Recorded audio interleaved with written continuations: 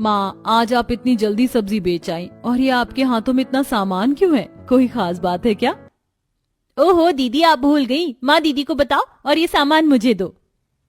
बानी ने अपनी सब्जी वाली माँ के हाथों से सामान ले लिया, जिसके बाद आस्था बोली, ऋषिका तू भी ना बड़ी भुलक्कड़ है। अभी एक हफ्ते पहले मैंने बताया नहीं था तुम दोनों को ही आज लड़के वाले देखने आएंगे? अरे हाँ, लेकिन माँ वो तो बस मुझे देखने आने वाले थे, दोनों को मैं समझाती हूँ। वो जो सब्जी वाली जमुना जी थी, जिनके बेटे से मैं तेरी बात करने को सोच रही थी, वो लोग तो आएंगे ही, लेकिन साथ में एक अमीर परिवार से भी आज तुम्हें देखने आएंगे। अचानक से ही सब कुछ हुआ तो तुम्हें बता नहीं पाई। बस मैं चाहती हूँ कि तुम दोनों का ही रिश्ता साथ साथ पक्का हो जाए तो मेरा हक अदा हो जाएगा। आस्था की बात सुनकर ऋषिका कहीं खो सी गई और फिर वो बोली, माँ अगर ऐसा है हम दोनों को ही देखने लड़के वाले आ रहे हैं तो आप फिर मेरी शादी अमीर घर में तय कर देना।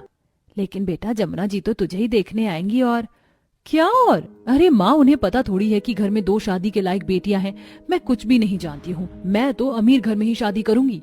ऋषिका की बात सुनकर आस्था सोच में पड़ गई कि तभी पीछे से बानी बोली, माँ कोई नहीं, मैं जमुना आंटी जी के बेटे से भी शादी करने को राजी हूँ। पैसे की क्या है, अपनी जरूरत पूरी होती रहे, बस इतना काफी है। बानी की बात सुनकर आस्था खुश हो गई। कुछ ही देर में उन्हें दोनों जगह से लड़के वाले देखने आ गए, जिसमें अमीर घराने ने ऋषिका को और गरीब घराने ने बानी को पसंद कर लिया। और फिर उनके जाने के बाद, वाह भगवान, मैं तो बड़ी खुश हूँ, मेरी दोनों बेटियों की ही शादी पक्की हो गई। मैं भी बहुत खुश हूँ माँ कि मेरी इतने अमीर परिवार से शादी फिक्स हुई है।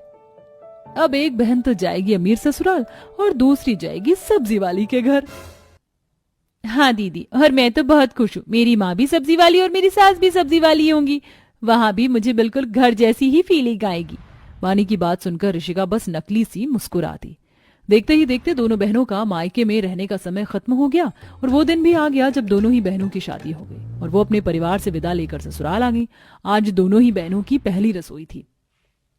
वाह, नजर ना लगे कितनी सुंदर लग रही हूँ मैं। आज तो मेरी पहली रसोई होगी, यकीनन मेरे ससुराल वाले मुझे ज्यादा नहीं थकाएंगे। ऋषिका ऐसे ही सोचते हुए तैयार होकर नीचे आ गई, जहाँ उसका पति और सास उसका इंतजार कर रहे थे। नमस्ते माँ जी। क्या नमस्ते? अरे कितनी देर में आई है? पहली रसोई नहीं बनानी है तुझे अपनी? हाँ माँ जी, बनानी है ना। आप बताएं कि मैं क्या बनाऊं? मेरा आज खाने में मटर paneer, butter chicken, changezi, roasted chicken और साथ में कुकम्बर और कैरेट का सैलेड खाने का मन है, तो वो बना देना। और मेरे लिए मंचूरियन, फ्राइड राइस, पास्ता और मीठे में फ्रूट क्रीम बना दो। इतना कुछ? माँ जी मैं इतना कुछ बनाऊं? और नहीं